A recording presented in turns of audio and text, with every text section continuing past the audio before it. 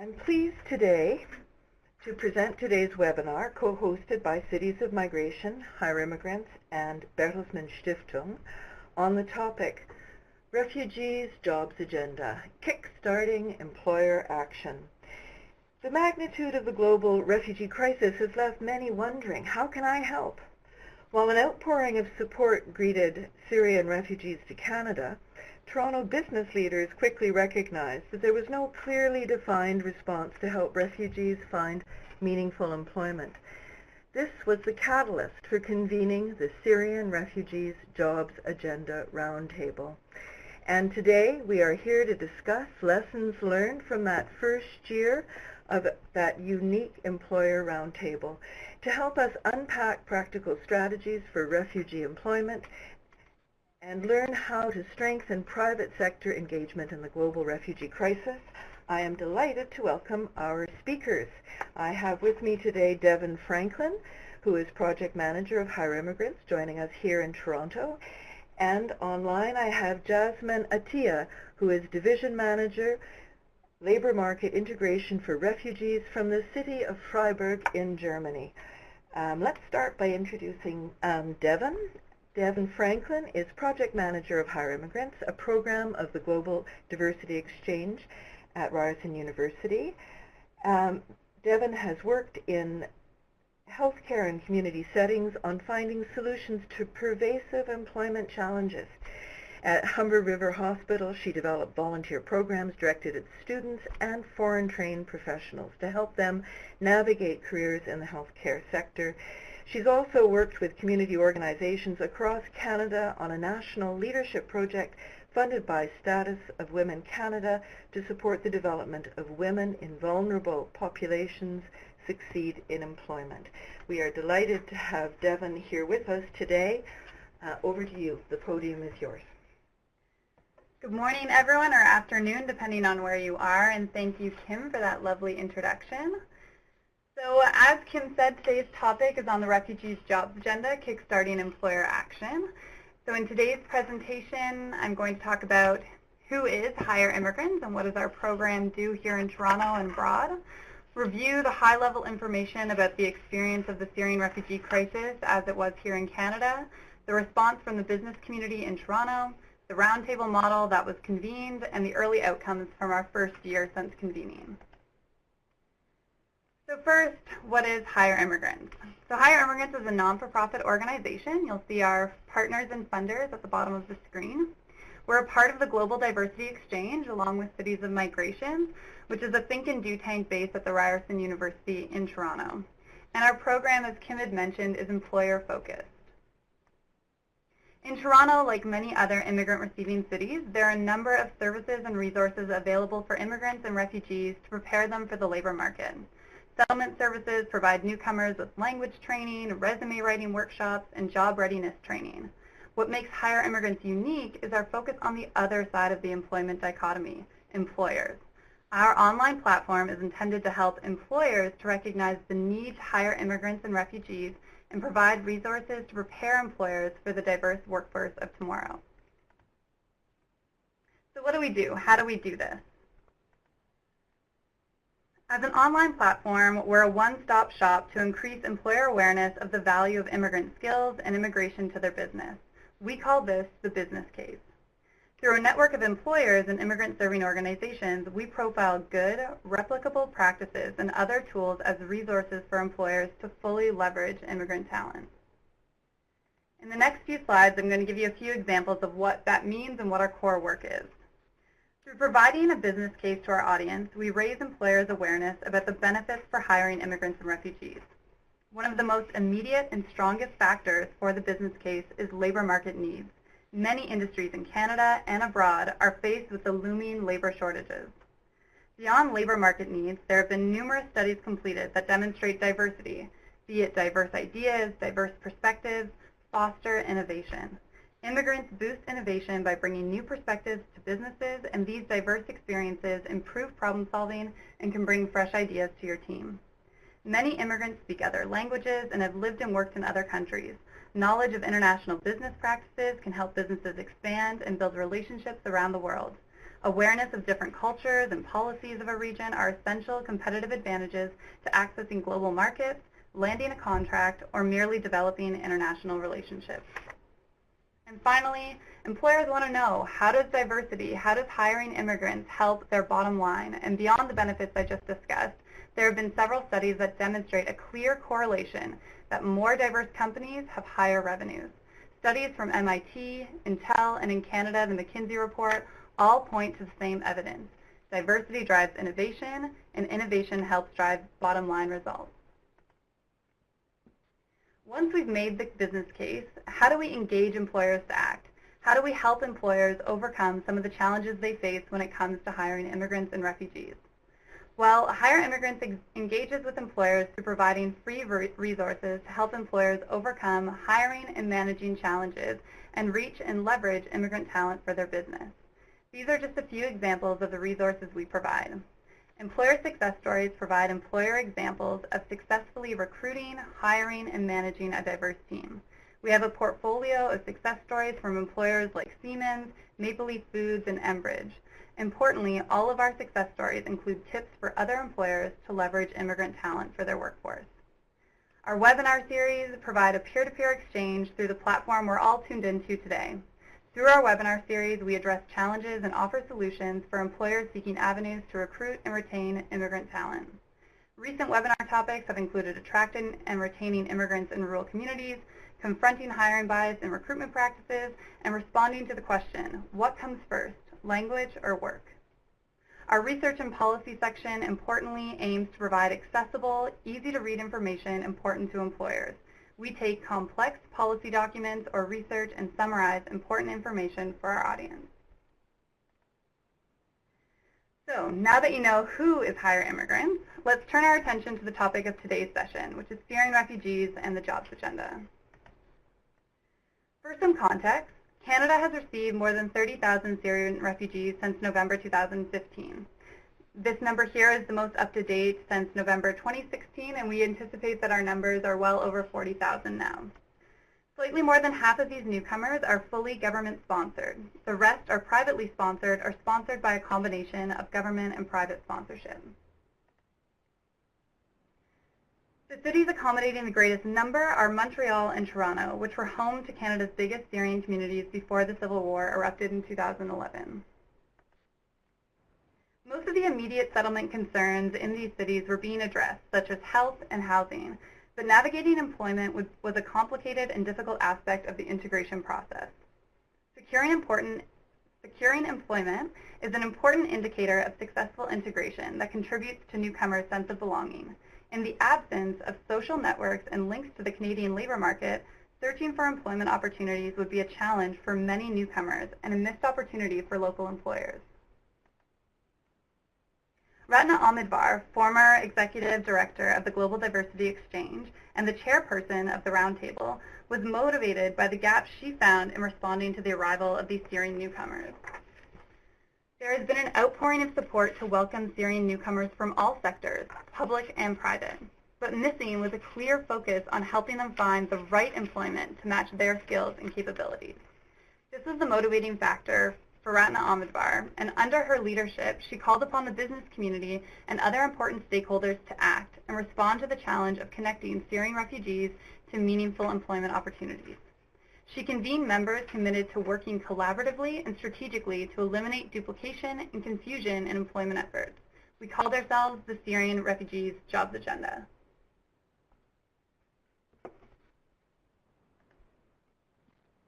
Engaging key members from the private, public, and nonprofit sectors was vital to ensuring representation from across sectors and equipping service providers with the tools and resources needed to achieve the goal of employing Syrian newcomers.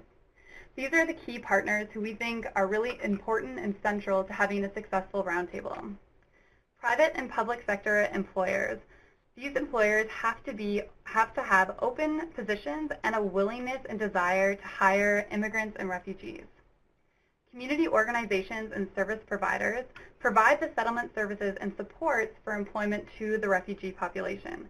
These organizations are pivotal to preparing refugees and other immigrants to join the workforce and must be engaged at the table. Government representatives from organizations from all levels of government lend legitimacy and advice on available programs that can support new initiatives from this roundtable. So here in Toronto, government support was really important to navigate some of the funding opportunities that were available to fund programs. Regional chambers and industry associations were key in terms of having the chambers of commerce and industry associations that can speak to economic development and labor market needs on behalf of industry players who are facing talent shortages. So really understanding which industries had current labor shortages and who we should be engaging at the roundtable. And educational or education-related organizations that provide credential-related services such as credential evaluation, competency assessment, language testing, and other supports that help refugees and immigrants demonstrate their skills and abilities to join the workforce was pivotal on this roundtable. There are over 40 participating members in the Toronto Roundtable. These are just a few examples of the participating members.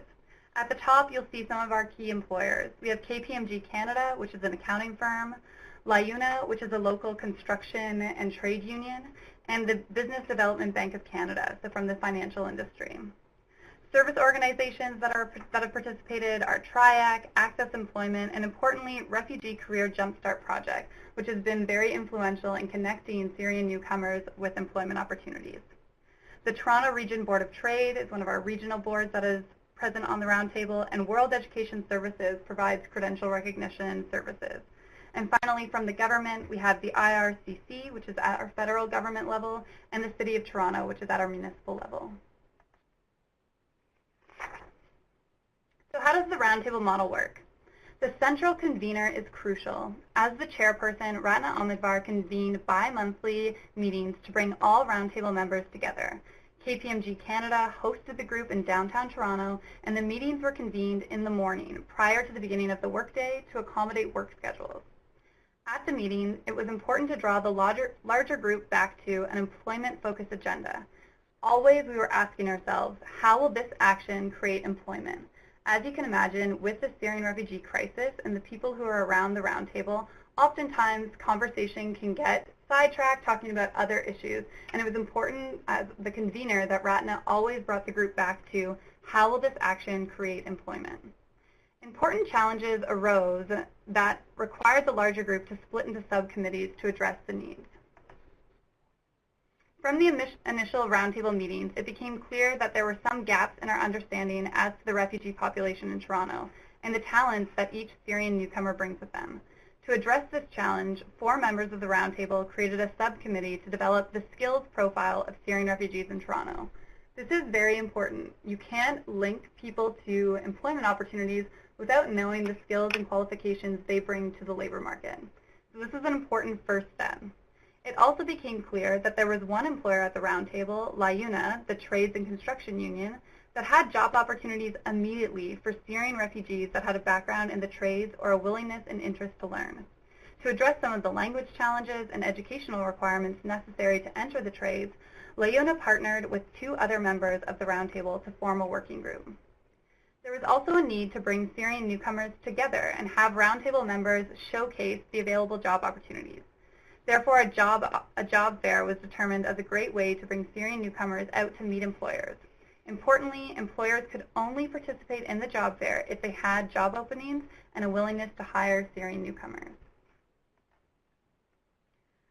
So after our first year since convening, the Roundtable has produced great early outcomes, and we are continuing to work through to make sure that we are striving to link Syrian newcomers with meaningful employment. 2 job fairs with over 500 attendees were organized. Hire Immigrants produced a comprehensive employer guide to hiring newcomers. So this is a guide that was explicitly focused at employers, and when you download the employer Kickstarter, you'll see it in the appendix. So this is a really important guide that was, again, geared towards employers to help them feel prepared for a Syrian newcomer in their workplace. On the other side of the employment dichotomy, we had RBC, Royal Bank of Canada, and TD Canada Trust, 2 members of the Roundtable, that provided mentoring and coaching to job seekers before the job fair. So again, it's important to understand that Syrian newcomers may be very new to the job fair format, and so providing that coaching and mentoring before the job fair makes sure that they're as successful as possible at the job fair itself. From the subcommittee focused on trades, the construction trades program was developed and has already had its first cohort of graduates. 65 refugees are currently enrolled in the program, and there's an over 100-person waitlist. The streamlined program offers sector-specific language training and pre-apprenticeship opportunities, leading Syrian refugees directly into employment opportunities. From the subcommittee focused on skills, a comprehensive skills profile on the working age Syrian refugee population has been conducted, and over 2,000 Syrian refugees have been assessed. Given many individuals' lack of formal education or inability to demonstrate formal education due to missing credentials, a new initiative is underway to benchmark entry-level positions and assess Syrian newcomers using a psychometric assessment tool. These early outcomes have brought about national coverage, being featured on Toronto's Metro Morning radio show and the CBC Toronto newspaper and local news. These are just a few words from some of our members. From Gillian Smith from the Toronto Region Board of Trade, she said the Syrian Refugees Jobs Agenda Roundtable mobilized employers to determine precise, actionable pathways, such as hosting a job fair, to employment opportunities. The team held itself to account by focusing the conversation of each meeting on answering, how will this action create employment? And Tony Lagrasta, lead for community inclusion and diversity at KPMG in Canada, said the opportunity to convene leaders from across industry sectors, all levels of government, and the non-profit community in this forum empowered all of us to focus on the immediate employment needs of Syrian newcomers and arrive at solutions that can be leveraged nationally to support all new Canadians in their pursuit of work. Importantly, a successful roundtable model requires these central ingredients for success. A central convener. There needs to be a strong leader and convening organization that can oversee the roundtable. Here in Toronto, we had Ratna Omidvar and the Hire Immigrants team convening and being that central convener, keeping roundtable members on track and focused on our goal. The employers that are involved must be able to hire and have an interest in investing in refugee employment. Service providers are so important. Oftentimes, it's the service providers that are connected to the refugee population, have experience in providing specialized training and support, and are crucial for developing work programs in collaboration with employers and industry partners. Having government representatives at the table is very important and can offer insight into funding opportunities for program development and can help leverage context to move initiatives forward.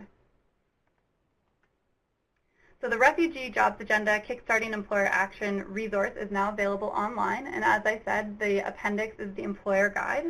Hire Immigrants is always interested in learning how other communities are addressing refugee employment, so please share your story with us. And also, you can subscribe to our mailing list and never miss out on helpful resources and important information. And my contact information is there, as well as the Hire Immigrants website. Thank you so much, and I look forward to your questions. Well, thank you, Devon, for that excellent overview of Hire Immigrants and the Refugee Jobs Agenda Roundtable. There's no doubt about it. This multi-stakeholder collaborative approach, bringing businesses, government, and civil society together, is a real winner. And your guide, employer-focused, action-oriented, is the kind of simple and easy-to-use guide that can help other cities in similar situations. So we're all asking ourselves when and where we're going to see the next employer roundtable spring up. But for now, I'd like to turn the conversation over to Jasmine Ateia, Division Manager, Labor Market Integration for Refugees with the City of Freiburg in Germany. Jasmine manages the municipal work with refugees in the areas of labor market integration for the City of Freiburg's Department of Migration and Integration. Previously, Jasmine was the project manager for the Welcome Center for International Professionals in Freiburg, which helps international professionals who want to work and live in the region and acts as a central point of contact for companies that want to hire international specialists and integrate them into their workforce. Jasmine has also worked for international exchange programs and affairs in universities in Bonn and in Cairo, Egypt. We're delighted to have Jasmine with us today. Please join me in welcoming Jasmine from the City of Freiburg. Over to you, Jasmine. Thank you, Kim. Thank you very much. It is great being here, and thank you for the invitation once again. I would just like to add that I am also responsible for our so-called Competence Center for Refugees, which we established with the help and support of the Bertelsmann Stiftung. That's the main reason also why we participate today. And Devon, thank you so much for the very impressive and informative presentation. I would like to ask some questions though, and since today's webinar is about kickstarting employer action, I would be interested in learning more about the situation in Toronto, specifically about the demand for skilled professionals, since you mentioned also that labor force growth in Canada is slowing down. Here in Freiburg, many small and medium-sized businesses desperately need skilled personnel, and they don't have any problem hiring refugees. And I would like to know if in Toronto, is the demand for skilled professionals the same, and what is motivating employers to hire refugees? Thanks for your question, Jasmine. So absolutely, in Toronto, similar to the city of Freiburg, there's a strong demand for skilled professionals. With many senior-level personnel nearing retirement, we're calling it the retirement boom. Skilled immigrants represent a talent pipeline to fill both the labor shortage and, importantly, the skills shortage many industries are faced with. So again, with recent grads coming out of school and they lack some of the on-the-job experience and lived experience, skilled immigrants represent that bridge for that gap in terms of the skills. In Toronto, we experienced a dual motivation from employers in terms of their motivation to hire. So first, employers were motivated to act from a humanitarian perspective. The images, footage, and stories that flooded Canadian media motivated many, employers included, to respond. But once the Syrian refugees had landed and settled in Toronto, employers were exposed to the skills and experience these newcomers bring, and the motivation to hire was immediate. Thanks very much for your answer. Yeah, okay. And what about the legal restrictions for refugees? There are often restrictions, especially here in Germany, for refugees for entering the labor market, but also dealing with the regulated professions can be just as difficult in our experience. What is the situation about this in Canada? Can you share an example of how the regulated professions are responding to refugee employment? So unfortunately, the situation is very similar in Canada. Regular professions represent a barrier to all immigrants, including refugees. The federal government of Canada has addressed this growing problem and provided a framework to streamline the licensing process. However, due to how our government is set up, each province gets to determine the process and whether to follow the suggested framework from the federal government. So it hasn't been implemented to the way that the federal government has established in terms of the streamlining and increasing and improving the licensing process. So unfortunately, I don't have a success story to share when it comes to refugee employment because we too are faced with the same challenge with regulated professions. They have a lot of overview in terms of the process, and while the federal government has tried to set up a framework, it's up to the provinces to actually implement that. In regulated professions where licensure is required, we at Hire Immigrants encourage employers to hire skilled immigrants at an associate level until their licensure requirements are met and they can be employed fully at the appropriate level. So I think it's important to encourage employers, especially in regulated professions, that there are avenues and pathways to create junior level or associate level positions to allow immigrants and refugees to continue to work in a related field while they're undergoing licensing, renewal, or reaccreditation. So I hope that answers your question. Yeah, it does indeed.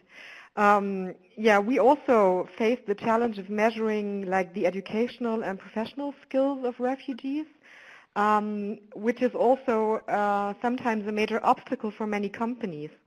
How do you help employers assess the newcomer skills, and how can employers translate those skills into their usual scheme of requirements? Absolutely. So this is why I always say that employers, whether they're here in Canada, in Germany, or elsewhere, usually have more in common than they than they had different. Because in Canada, the situation for employers are very similar in terms of looking at assessing newcomers' skills and qualifications. So there are two routes. The first is the formal process of credential evaluation.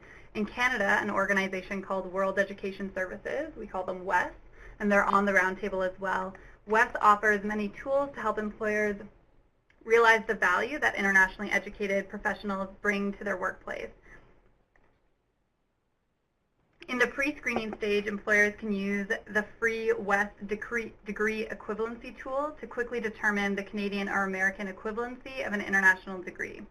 Once an employer has identified an international candidate they would like to pursue, an official WES evaluation report can provide an accurate and objective representation of the academic history of the candidate. I'm sorry. A similar organization in Germany is the IQ Network that assists newcomers to have credentials recognized for employment in Germany. In addition, yeah, thank you. Oh, sorry, Jasmine, I'll just add one. In addition to the formal credential recognition, many organizations, again, try to use different ways to assess skills. So this can be done through internships or on-the-job assessments rather than doing the traditional interview process, instead doing a trial period or internship to allow newcomers to demonstrate their skills. So I'll leave it at that. Yeah, that sounds really great. We still have to face this challenge in some ways. Just one more question, please. Devon, have you seen any strong incentive programs for companies to hire refugees? Because in Germany, for example, just one of the examples, after refugees receive their residence permit and so are eligible to work, the job center, it's an institution that pays for their costs of living, can in some cases continue to financially support them for up to 4 weeks after employment. This saves the company some money during the orientation and training period when the new employee still needs close supervision and mentoring. So is there something similar in Canada? Yeah, so in Canada, the situation is a little bit different in that the government really, this is really seen as a government priority. And so the government provides labor market integration subsidies, or it co-sponsors placements, co-op programs, and internships. So these government initiatives are run through settlement agencies. So settlement agencies deliver on government commitments. So a government, whether it's federal or provincial government, will release a call for proposals for employment integration, and our settlement agencies, so some of them that I mentioned, TRIAC, Access Employment, Refugee Career Jumpstart, will apply for these funding opportunities, and then they will fund programs that provide subsidies to refugees or provide or set up placements, co-op programs, or internships. So similar, but again, it's all vetted through the settlement agencies with government funds.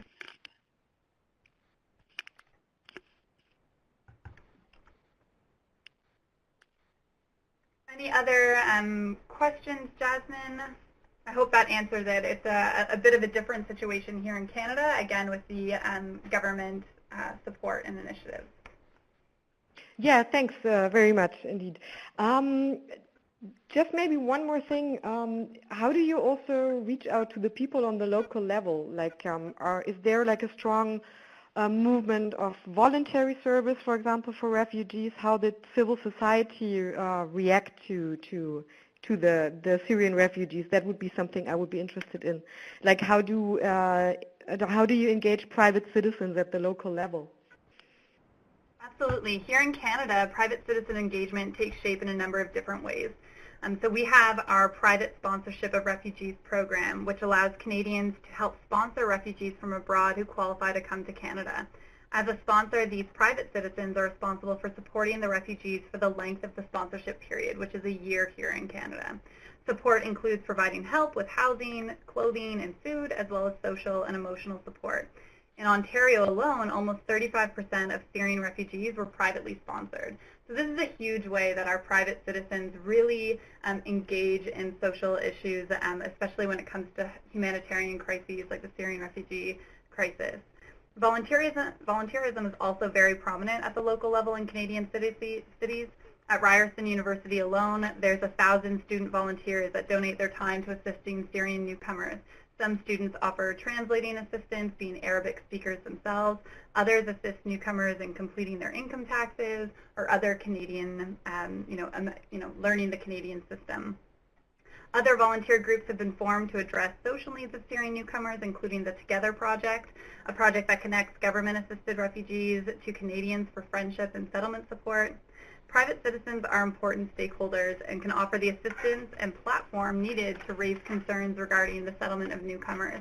Volunteerism is a part of the Canadian social fabric. To be involved and welcome newcomers is really a part of being Canadian.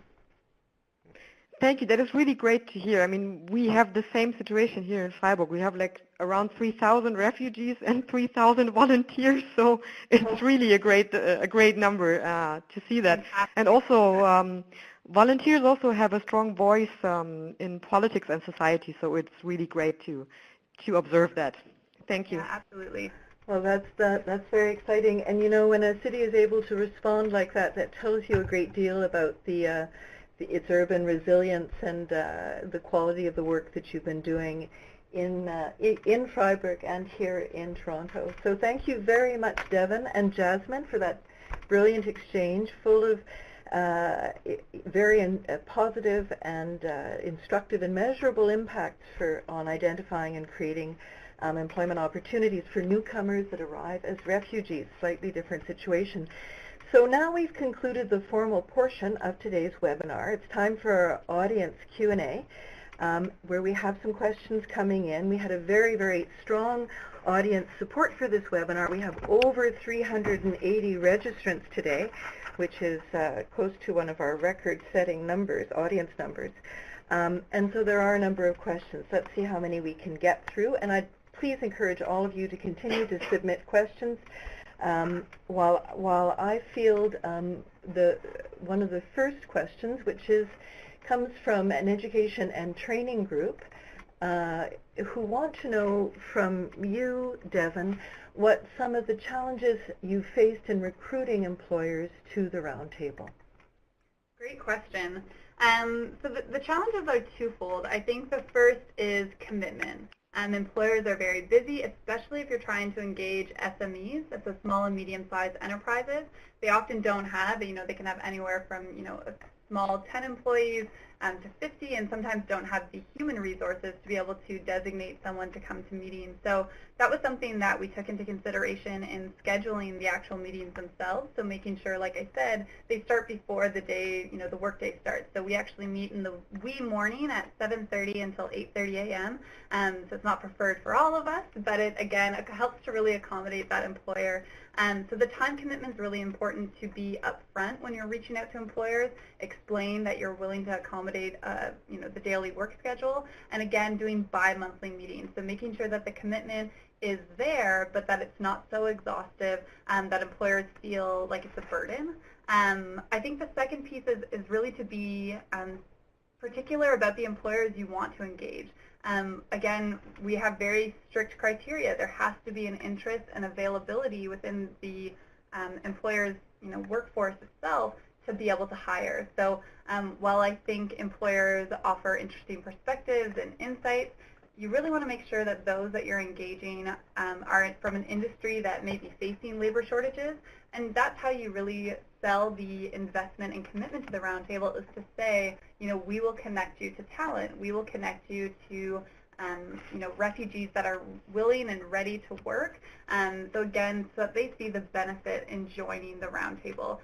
That's been what's successful here in Toronto, is really putting on the front, one, the commitment level, and two, the benefit to the employer, him or herself, in joining the Roundtable. I think, again, being open and honest from the outset when you're building that relationship is so, so important, and recognizing that you're there to help them connect to the service providers that have been really at the front lines in receiving Syrian refugees.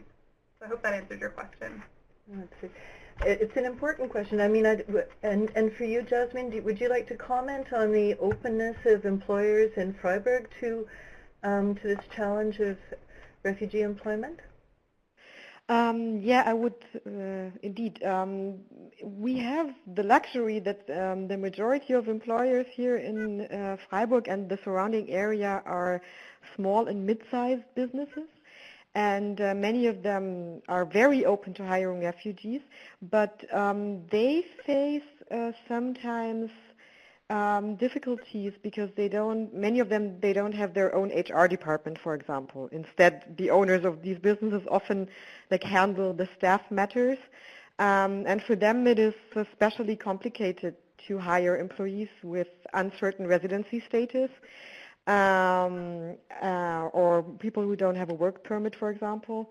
And there's always the threat of an applicant being deported because they do not have a sufficient likelihood to remain in the country. And these are some difficulties they face. But in general, they are very open to hire refugees. And most of them, of those small businesses, are very important to us because they themselves are like a very good they multiplicate the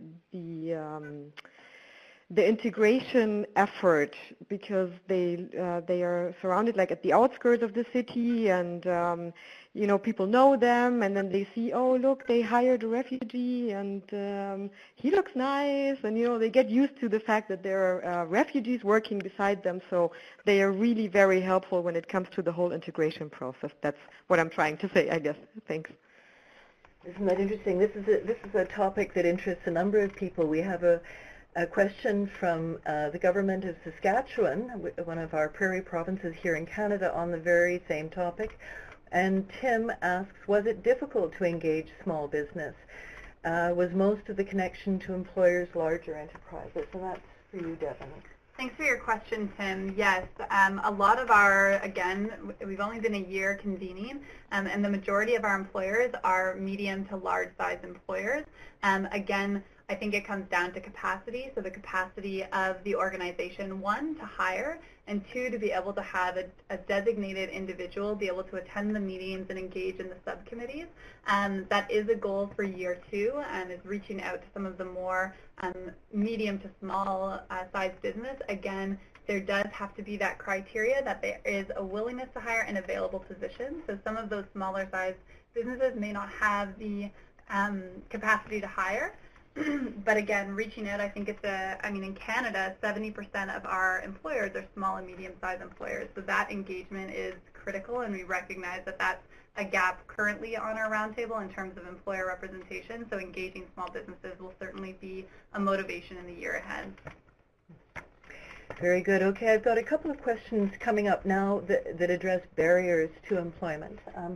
And we'll start with a question from Claudia Walter at the Bertelsmann Stiftung in Gütersloh, who asks about language problems in Toronto. How you've dealt with language issues when it comes to employing refugees who don't speak English. And there's another question, so we'll take them both at the same time, from Sarah Pfeffer, who asks, what comes first, language or work? Great questions from Claudia and Sarah. Maybe we'll start with you, Devon. Absolutely, great question, and something that we too in Toronto, as I'm sure in Germany, grapple with, the language or work challenge. You have to have certain language skills to be able to be on a job site, but then again, you want to get people working as well, and that work aspect really incorporates newcomers into society and actually fosters an environment where language learning becomes much easier because they're surrounded by language, English speakers or German speakers. So I'll give you the example from LIUNA. LIUNA is a trade and construction union here in Toronto that was faced with a very desperate labor shortage. So they really needed both laborers and skilled tradespeople. And so they've addressed it in two ways. For their laborers, they've brought in Syrian refugees that have very minimal or limited English proficiency. And what they've done is they've partnered them with an Arabic-speaking laborer that's already in and within the union. And so this is for when they do their health and safety testing, they will have a translator in the room to be able to translate and make sure that they understand the question. Because a lot of these Syrian refugees who are in the construction or trades union has previous experience from Syria. So it's not that the health and safety requirements are so drastically different between Syria and Canada. It's just making sure that they understand and in that sense are able to show their competency and skill level. What happens is they start working, but then they're able and accommodated to attend language classes during the work week. And so what this allows them is to, one, start working faster, and two, still be able to pursue English language courses. Now, for the skilled trades, which require a little bit more thorough testing, again, LIUNA has partnered with Access Employment and Refugee Career Jumpstart to create a construction trades program. It's it's about 6 weeks of a streamlined apprentice and job-specific language training. So not having a language program that's so exhaustive for everyday English, but more very specific language training for on the job. What you're going to be talking about on the job site, instructions you're going to be given, how to read and write your trade ticket test. And so this again provides an application to learning the language.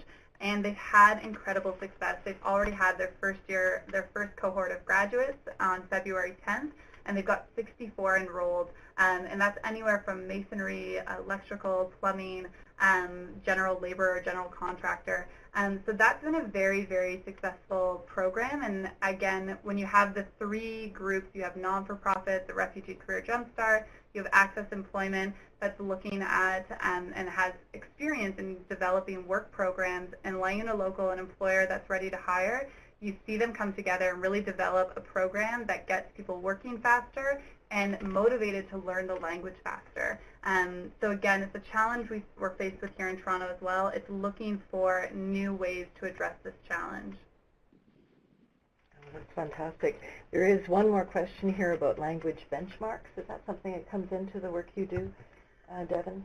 Sure. I mean, not so much on our end. I mean, the government sets benchmarks for language proficiency. Again, looking back at the construction trade program, language is assessed, and if additional language, if they have to be at a certain benchmark, then they will have to pursue further language courses before they can be entered into the program. So again, it's working with traditional language benchmarks as well as looking for innovative ways to address the language or work question. Very interesting. Do you want to comment on that language or work issue? Which comes first in Freiburg, Jasmine?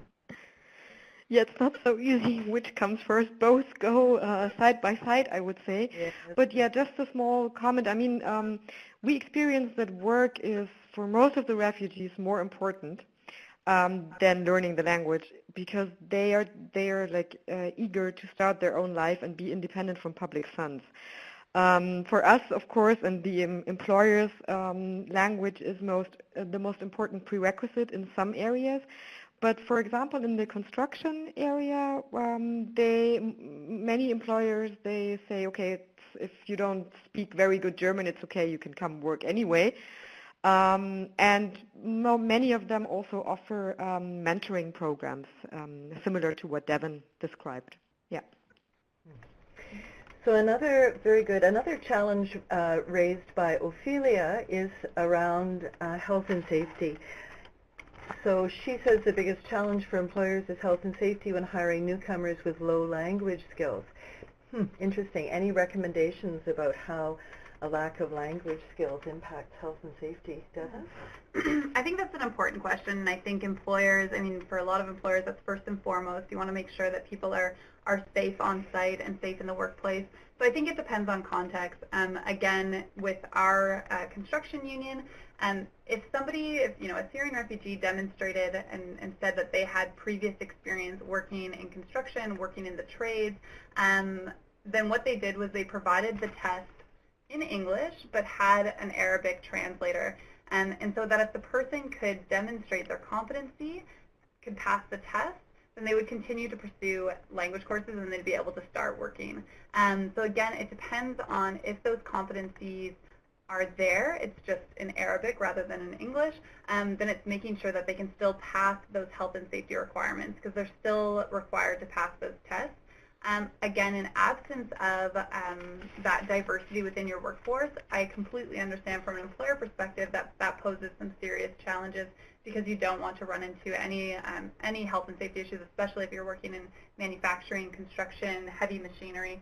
So it's something that we grapple with as well. Again, I would suggest that if there is a diverse workforce, if you have Arabic speakers on the job, then that helps to, again, have a mentor, have a shadow, have the person start at a junior level. They still have to pass all the health and safety tests, but you allow them to have a translator who's able to help them through that initial test and then have them still have to attend language classes.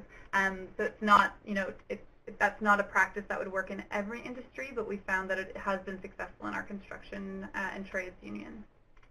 Very good. I have another question here, again, this time from the Immigrant Center of the Manitoba Employment Department. And actually two questions, both two sides of the same question. From Manitoba, the question is, what are the barriers limiting even skilled refugees to integrate within the labor market? And I think the question is, are there barriers that employers are confronting when they hire refugees? That's a very interesting question.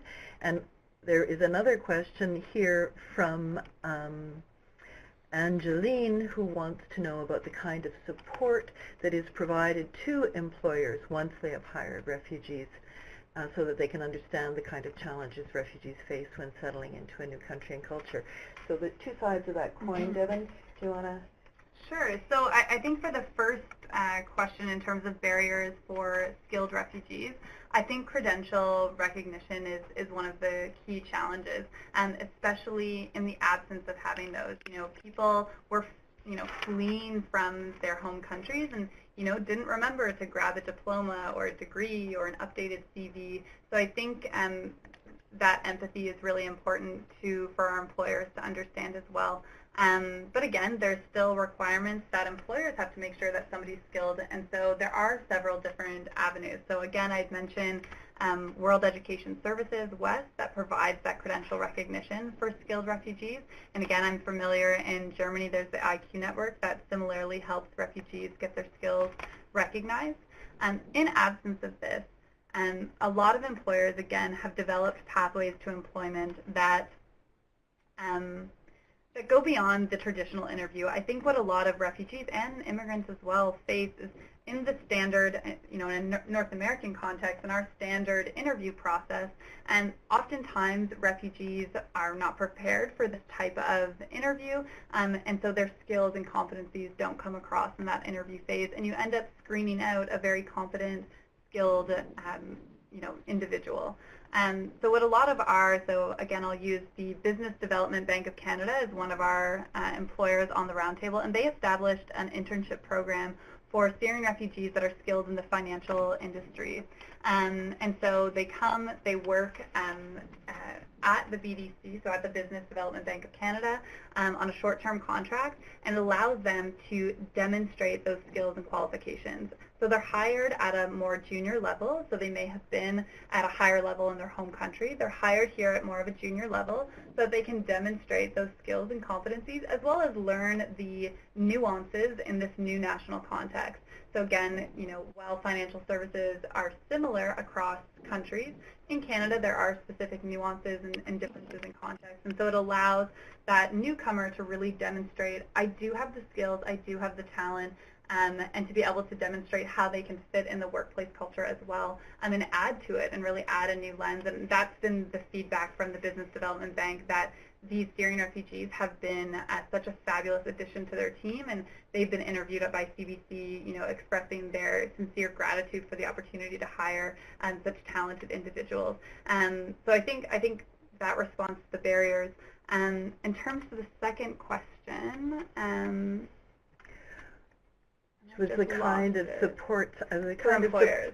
Support for employers. Yeah. So that's a big question. So after employers have hired, whether it's a Syrian refugee, a refugee from another country, how do employers support this new employee, and how do employers make sure that their current workforce are prepared for this diversity. And so Hire Immigrants has a number of resources online under our Managing a Diverse Team, and this includes things like intercultural competencies, so really making yourself as an employer aware of the cultural differences of where this newcomer is coming from, so that you understand that if they respond to an email in a certain way or respond to you in a certain way, that your initial reaction may be to take offense, but by making yourself aware of the cultural differences, you may realize, well, that's just how communication between a manager and another employee, it works in a different cultural context. So intercultural training and understanding is a big, big factor. I also think within the workplace itself, the employer has to set the precedent, and so it's really making sure that the employer is a champion for the rest of the employees to show that inclusivity and understanding of this newcomer, and making sure that the team works together to welcome this newcomer to the workplace, and fostering that team dynamic. And again, I think, and I'll use the Business Development Bank of Canada as an example, in their team meetings, they say having this new perspective really provides them with a new lens in their meetings themselves, having that different perspective that comes from outside of Canada. So I think that those resources would be very helpful for employers to look at, to make sure that they are as welcoming and fostering the development of this newcomer in their workplace, because again, it takes a lot of time and resources to hire someone, whether they be a refugee or otherwise. You want to make sure that they stay loyal, and so making sure that you're making a welcoming environment is so important. Thank you. That's great. I think you've in fact answered the question from one of our next callers who wanted to know what kind of supports exist for, this is from ITES, what kinds of supports exist for employers that are currently, employees that are currently employed in companies that are going to employ Syrian refugees. So I think... Yeah, so again, Hire Immigrants focus on the employer side, and there's a number of resources for employees themselves, again, who are, working in an organization. They understand that, Syrian newcomers are coming into the workplace, and so again, making yourself aware and knowledgeable, and again, that, make those connections. As the person who's part of the receiving community, you have such an important role to make someone's experience a positive one, and so don't miss those opportunities to reach out, to make a connection, to make someone feel welcome. We've all been new, to a different environment. This person's new to a brand new country, a brand new set of cultural norms. Be the person who makes them feel more welcomed in the workplace. They'll be better, and you'll be better for it. That's great. And you, Jasmine, would you like to add to that? I mean, how are employees in German companies supported? Well, we also do have something similar that what Hire Immigrants did with this guide for employers. But once again, the small companies that we mainly have in the Freiburg area, they actually don't use such tools. Most of them, they just have they have like maybe 10 employees or something. So it's a very familiar atmosphere, and they try to like really integrate those refugees as a part of the working family, let's say. So for them, it's a whole different approach, I guess, than for bigger companies. Oh, that's very interesting. We're coming close to the end of the hour. There are two more questions that I'd like to address from our audience. One, a question that we get every time we do a webinar, and that is the big question of outcomes and how you evaluate the success of a program. So again, from ITES, how are you evaluating the success of your programs? Are you doing it through employment outcomes, retention of employment? What are the current standards? What do you recommend? Mm-hmm. And I think this is a question that maybe both Jasmine and Devon can address. Yeah, so measuring success is particularly challenging for this Roundtable initiative, because a lot of these employers and service organizations are doing this voluntarily. So they're coming to the meetings, they're participating and engaging because they have that motivation and desire to participate. But because of corporate policies, getting access to an employee's profile, whether they were a Syrian newcomer, whether they were from another immigrant class, is challenging and poses those challenges. But we do consider successes based on employment outcomes. Again, with the focus of the roundtable being employee-focused, employment-focused, and asking that question, does this action result in employment?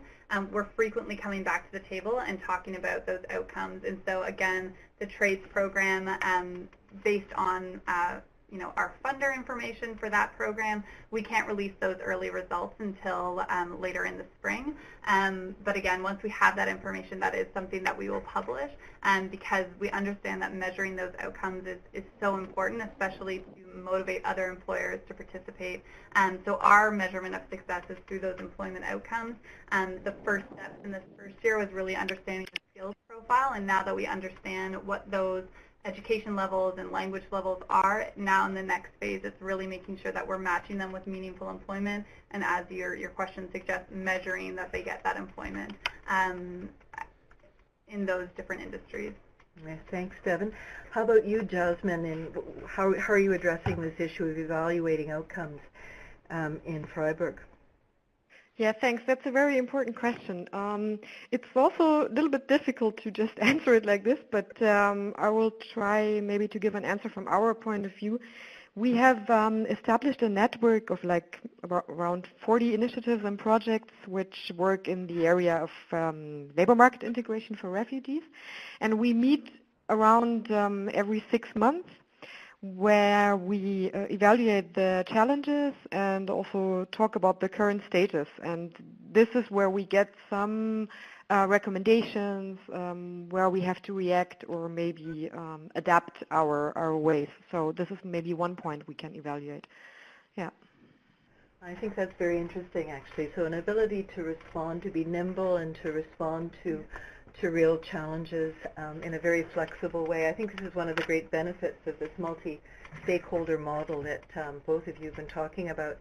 Fantastic. Last question. It's so important. Michelle Affleck wants to know, how about employment programs for refugee youth? I mean, we could devote a whole webinar to that topic today, but maybe each of you could just comment briefly about how young people fit into your programs and your and maybe start with you, Deborah. Sure, absolutely. So again, the settlement agencies that we work with are the kind of catchment centers for all refugees as they come in, and this includes youth.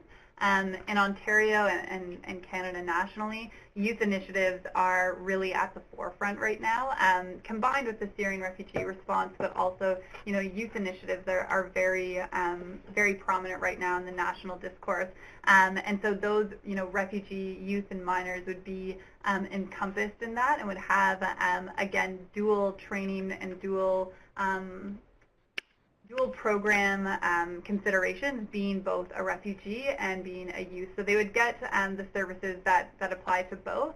And there are certainly employers that are very, very interested in engaging refugee youth, one of which being Starbucks Canada, which has many roles that are great entry-level roles, particularly for refugee students who are looking to work part-time. And so there's certainly an engagement on that level to engage with refugee youth and make sure that they aren't missed in the program development. So excellent question, and certainly something that's always on our minds in terms of responding. Thanks. And how about in Freiburg? What refugee youth, are there special programs that take their needs into consideration?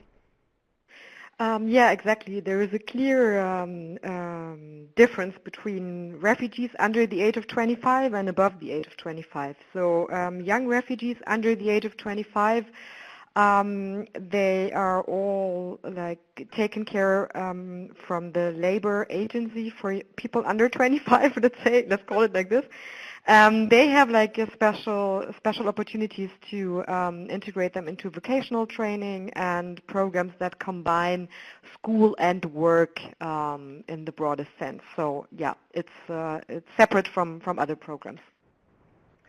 Oh, thank you. Well, thank you, Devon. Thank you, Jasmine. We've come sadly to the end of our of our hour. It's been a wonderful exchange of ideas. I always like to exercise the privilege of getting the very last question. And so before we leave, I'd like to ask each of you a couple of just very short questions. One word will do.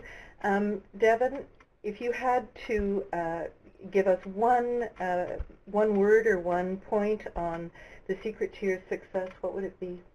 Employers. You have to have employers at the Roundtable, and they offer such a useful and necessary lens. If you're talking about employment and employers aren't a voice that's represented, then you're missing half of the side of the coin. And so employers. So employers are the secret. And in Freiburg, what is the secret to the success that you're having with refugee employment? If you had to give it one word, what would it be? I think I have to say flexibility. You always have to react to new situations, and because you work with people, you have to be very flexible. Yeah. Isn't that true? That's wonderful. Thank you very much. Thank you very much. Our time has run out. If we have any unanswered questions, we'll make sure that we share them with presenters and roll that up in our recordings that we'll share later. On behalf of all of our participants on the team here at Global Diversity Exchange, I'd like to thank Devon Franklin of Hire Immigrants and Jasmine Ateia with the City of Freiburg for a brilliant exchange of ideas and conversation. To our audiences in cities of migration everywhere, I'd like you to imagine this wonderful work being interpreted in your city, adapted by your organization, or changing your neighborhood or workplace. We'd like to hear your stories and share more good practices, so let's stay connected.